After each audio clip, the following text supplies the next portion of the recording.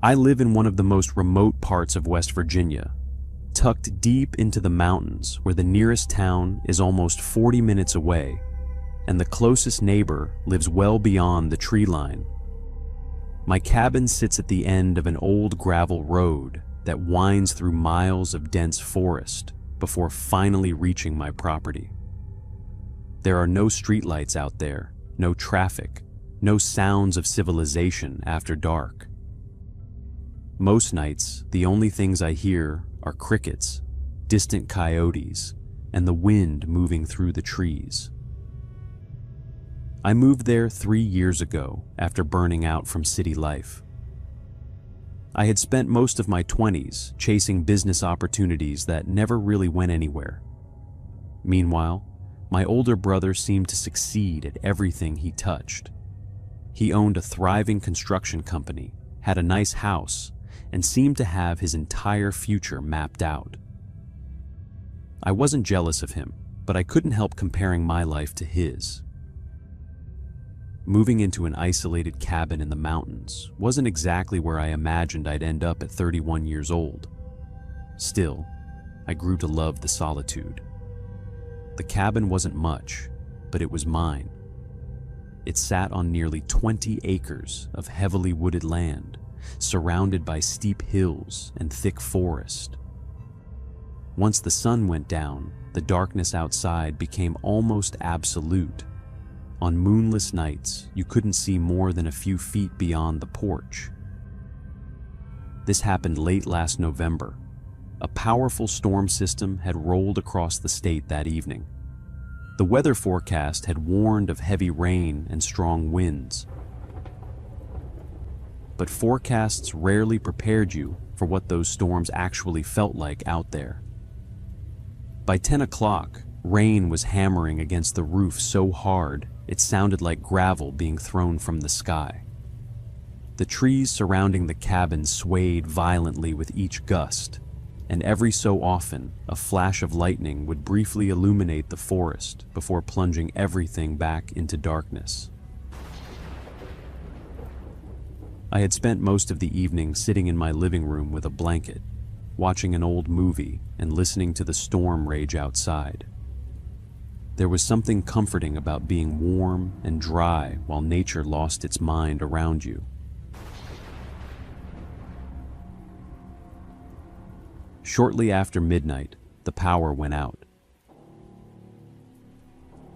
The television clicked off instantly, leaving me in complete darkness.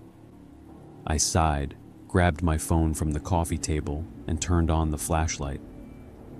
Power outages weren't uncommon where I lived. Usually they lasted a few hours before crews managed to restore service. I wasn't particularly worried. I figured I'd head to bed and deal with it in the morning.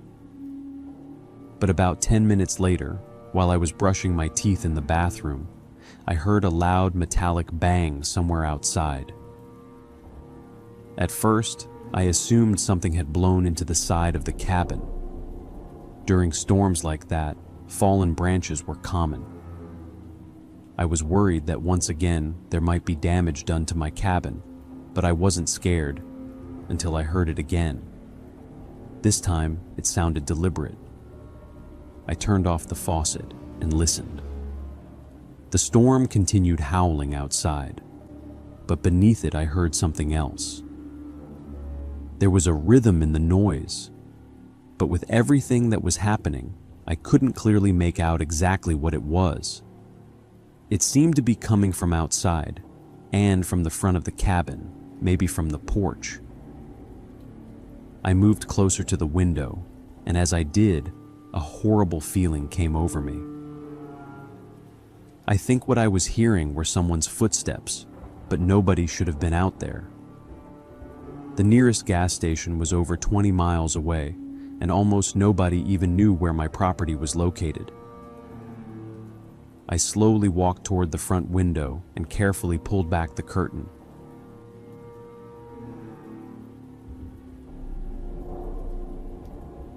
At first I saw nothing except rain. Then lightning flashed.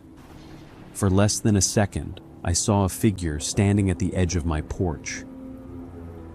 The moment darkness returned, the figure was gone. I immediately stepped away from the window. My heart was pounding really fast now.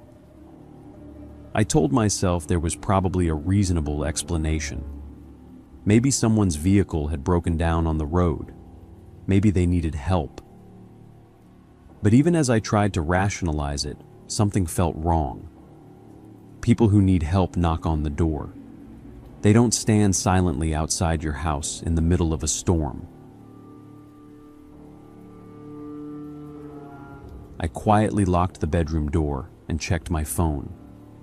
No signal. That wasn't unusual during bad weather, but it was enough to make my stomach drop a bit.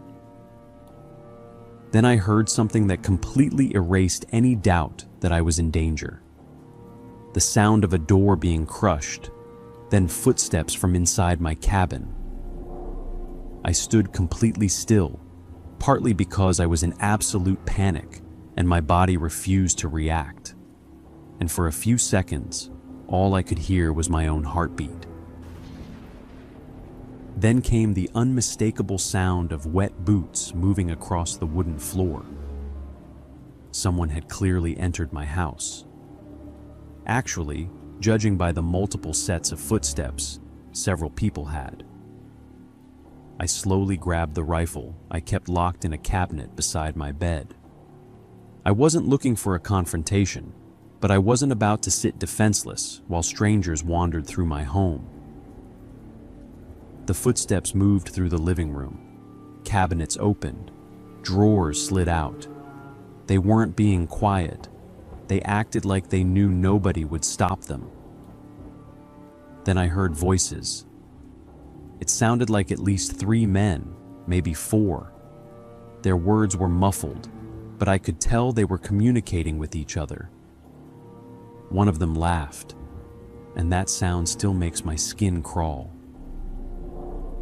There was something deeply unsettling about how comfortable they seemed, as if they had done this before, as if they weren't worried about being caught. I carefully cracked open my bedroom door and looked down the hallway.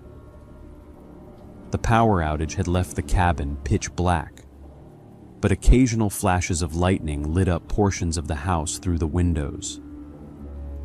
During one of those flashes, I saw them. 3 men wearing dark rain jackets. One carried a flashlight. Another appeared to be carrying a crowbar. The third was standing near my kitchen, looking directly toward the hallway. I instantly pulled the door shut. A second later, I heard footsteps moving in my direction. I didn't wait.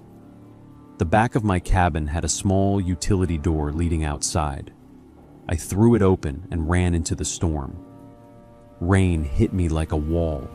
The ground was already turning to mud beneath my boots.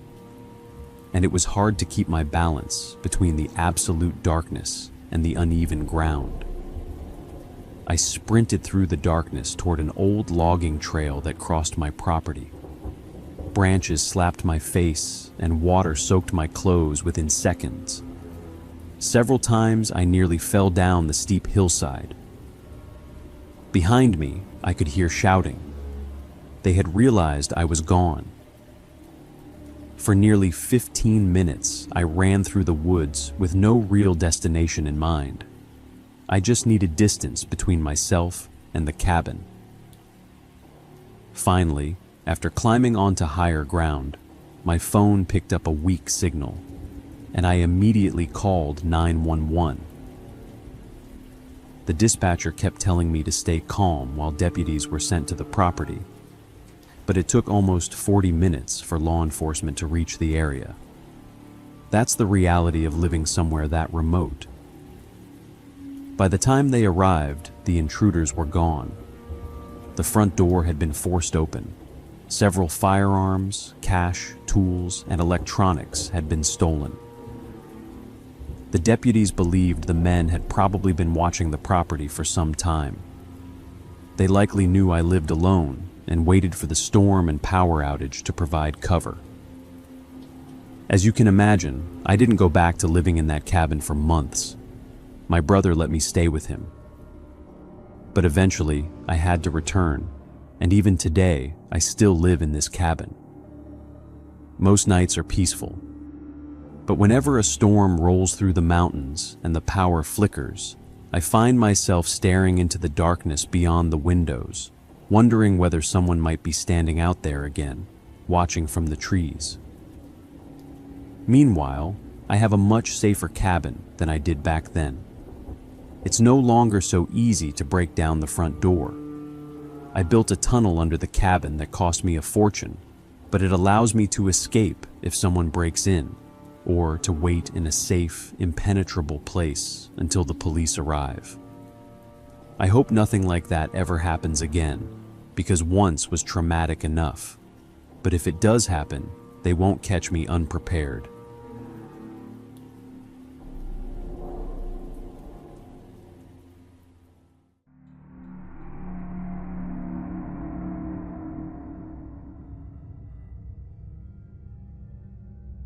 My name is Dean, and everything I'm about to tell you happened maybe around 7 years ago.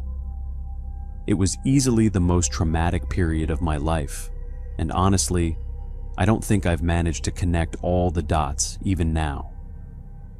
I needed years before I could feel remotely comfortable living in these mountains again, and even today, I wouldn't say I'm completely at ease. There are still nights when I hear something outside, or catch myself staring into the woods longer than I should, and my mind goes right back to that time. For a little context, I grew up in West Virginia, and I've spent almost my entire life out here. Isolation was never something that bothered me because it's all I ever knew. My parents owned a huge piece of land that sat completely by itself. No nearby neighbors, no traffic, no kids my age running around. I pretty much grew up alone. I entertained myself with whatever I could find and didn't have much interaction with other people outside of my family. Because of that, I never developed any fear of being by myself or living somewhere remote. If anything, I became more comfortable with solitude than I ever was around crowds. The only time in my life that I really stepped away from that was when I turned 18. I went through a rebellious phase and convinced myself I needed to get out of West Virginia. To me, it felt like a place with nothing to offer someone my age, especially somebody who never went to college. I looked around and couldn't see opportunities, couldn't see a future, and honestly couldn't imagine myself staying there forever. So, I left and ended up in California. I lived there for about 3 years. Then I came back. I came back for 2 reasons. The first one sounds stupid unless you've spent your life in places like these. I was starting to feel suffocated by being around people all the time. I don't know how else to explain it. It was almost like the mountains were calling me back. I missed the quiet. I missed being able to step outside at night and hear absolutely nothing. I missed the feeling of space and the kind of peace that only comes from knowing you're completely alone. The second reason was much less poetic. I was broke. I quit my job because I was being completely taken advantage of, like a lot of people are these days. I couldn't take it anymore. I figured I'd find something else quickly, but that didn't happen. Before I knew it, I had burned through most of my savings and didn't have many options left. Moving back to West Virginia became less of a choice and more of a necessity. The funny thing is that I didn't even resent it. By that point, I already felt like I needed to come back anyway. My parents owned a cabin that they mostly used as a vacation place. They let me move in there instead of going back to live with them, which I appreciated more than I can explain. The cabin sat deep in the mountains, far enough away from everything that nights were genuinely dark, and the nearest neighbors might as well have been on another planet. And honestly, life was pretty good. Over the next 4 years, I built a comfortable routine for myself. I found a job that I actually didn't mind and that paid me well enough. I never had expensive tastes. My biggest expenses were maintaining the cabin and keeping up with the property. Out here, there honestly isn't much to spend money on anyway.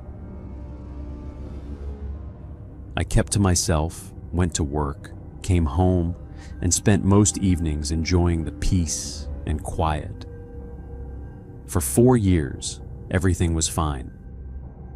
Then one night, I had an absolutely miserable day at work and found myself in one of those weird moods where you feel emotionally exhausted and start craving comfort food for no reason. I didn't really have anything at home, and I figured getting out of the cabin for a little while might help pull me out of whatever funk I had fallen into. There's a small gas station and convenience store about 15 minutes from my place. Because it's close to one of the main roads cutting through the mountains, it gets a surprising amount of traffic. The owner and his wife make homemade desserts that are ridiculously good, and for some reason, that's all I could think about that night. So I got in my truck and drove there. I knew the guy behind the counter pretty well by then, and we ended up chatting for a while. He asked how work was going, I complained about my day, and it was honestly just a completely normal conversation. Then another man walked in. He sat next to me and naturally joined the conversation. At first he seemed perfectly pleasant, one of those people who can talk to anyone within 5 minutes of meeting them. He was friendly, funny, and honestly pretty easy to talk to. I didn't get a bad feeling from him at all. If anything, I remember thinking he seemed interesting. Then at one point, he touched my arm. It wasn't anything aggressive.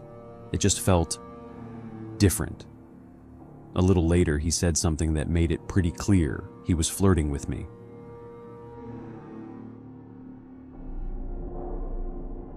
I explained as politely as I could that I wasn't interested and that I didn't date men. I even told him I had a girlfriend, which wasn't true, but it seemed easier than potentially making things awkward. I wasn't offended or uncomfortable. I'm not remotely judgmental about that kind of thing. What happens between consenting adults is their business. And there are far bigger things to worry about in this country than who somebody happens to be attracted to. So I kept the whole thing as casual as possible. The problem was that he didn't really seem to understand what I was saying. Throughout the rest of the evening, he kept making comments that forced me to repeat myself more than once. I remember eventually laughing a little and saying something like, "Look, I really think you're interested in me, and honestly, I'm flattered, but I'm straight. I'm just not into guys." Again, I tried to keep the tone light. Eventually, I decided it was time to leave. Before I got up, he asked if he could have my phone number and maybe keep in touch. I have always been terrible at telling people no. It's seriously one of my biggest flaws. So, I hesitated, but still said yes. I also immediately decided there was no way I was giving him my actual number. I ended up giving him the number from an old phone I used to have years before, one that had long since been disconnected. If he ever tried calling it, there wouldn't be anyone on the other end. I made an excuse about needing to get home, told him maybe we'd grab coffee sometime, and left as quickly as I reasonably could. I never told him where I lived, never mentioned my cabin, never talked about the road I took home. Nothing. And this next part is important. The drive back to my cabin takes about 15 minutes and cuts through an incredibly isolated section of mountain road. There are no streetlights, no houses, nothing. If another vehicle had followed me, I would have seen it immediately. There simply isn't any way not to. That night, nobody followed me home. At least, that's what I believed. 4 days later, I woke up in the middle of the night because I heard something inside my house. At first, I honestly thought it was the neighborhood cat. There's this orange cat that hangs around my property all the time. I've tried more than once to bring him inside permanently because this area is full of predators. I live way out in the woods, the kind of place where hearing coyotes at night isn't unusual and where you occasionally see bear tracks near the edge of your property. I always felt bad for him being out there alone. I leave food and water outside every day, and in a weird way, I've kind of adopted him, even if he clearly doesn't see things that way. He'll come inside sometimes if the windows are open, wander around for a bit, and then leave again. The second he realizes he's trapped indoors, though, he completely panics until I open everything back up. So when I woke up to the noise that night, I didn't feel afraid. If anything, I was mildly annoyed. I figured he'd gotten inside again and knocked something over. I got out of bed with the sole intention of opening a window or a door so he could leave. Then I started walking downstairs. I remember being halfway down the staircase when I looked toward the living room and immediately froze. One of the windows was wide open, and there was a man climbing out of it. The second he saw me, he moved faster. He practically launched himself through the window, landed outside, and disappeared into the woods. I don't think I've ever gone from half asleep to fully awake that quickly in my entire life. I just stood there for several seconds. Nothing made sense. Since moving there, I'd never had anyone try to break into my house. I'd never been robbed. I'd never even had someone accidentally pull into my driveway because it's that isolated. You're tucked so deep into the mountains that people don't simply end up there by mistake. What terrified me wasn't losing property. It was the realization that someone had been inside my house while I was asleep. I turned on every light in the place, every single one. I checked every room, every closet, every window, every door. I expected to find something missing. My wallet, my laptop, my television, anything. Nothing was gone. I called the police immediately. They arrived, searched around the property, took my statement, and looked through the house. I remember telling them I was almost certain I had locked everything before going to bed because I'm obsessive about checking doors and windows at night. Still, I gave myself room to doubt it. Maybe I'd forgotten a window. Maybe I'd been distracted. Maybe I was remembering incorrectly. The officers told me to contact them if I realized anything had been stolen. That should have been the end of it. But it wasn't. The real nightmare started the following night. It was around 1 in the morning. I'd been downstairs playing video games for a while because I couldn't relax enough to go to sleep. Eventually, I got tired, turned everything off, and headed upstairs. I pulled back my blankets, and there was a photograph lying on my bed.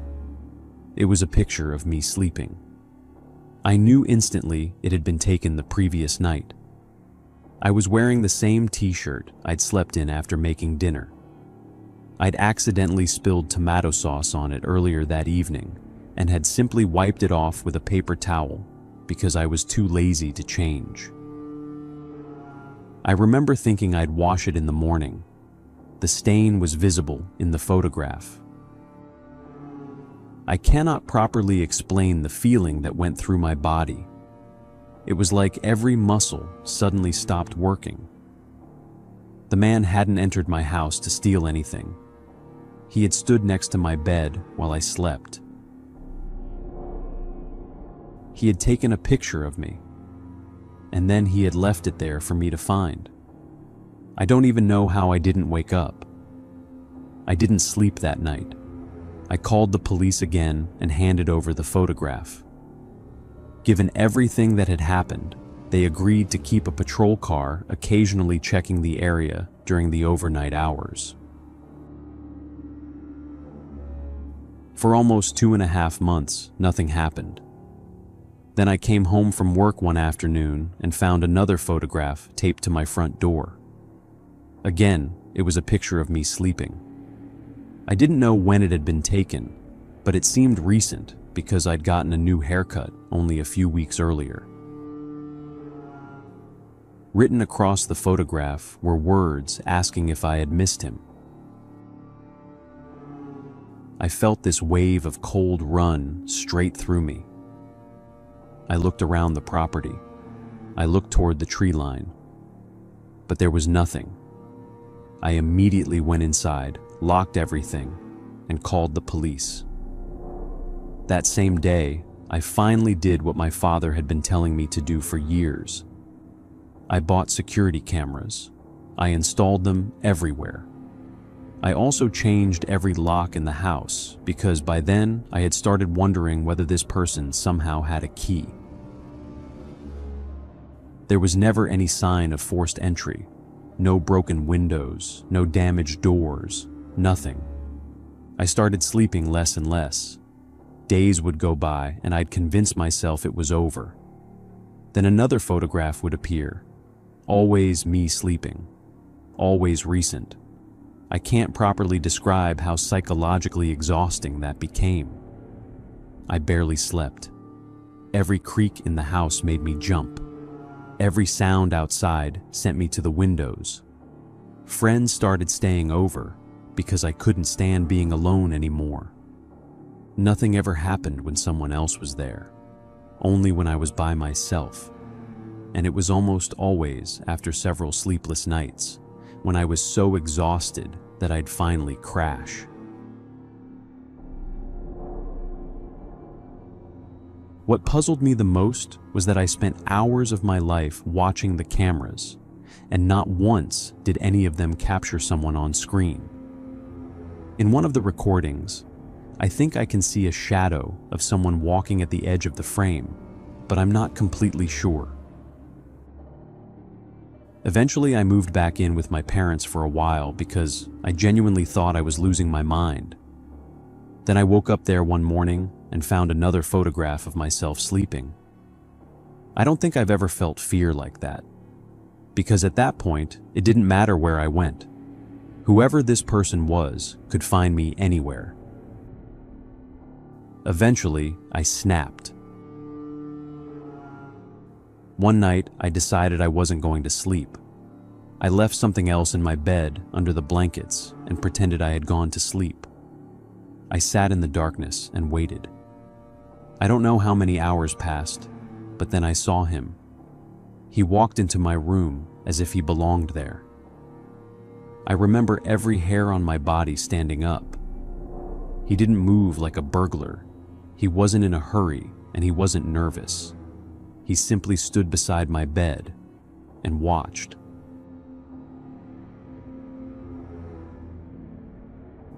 Then he leaned over to take another picture and finally realized the thing in the bed wasn't me. He turned around and for the first time, I saw his face.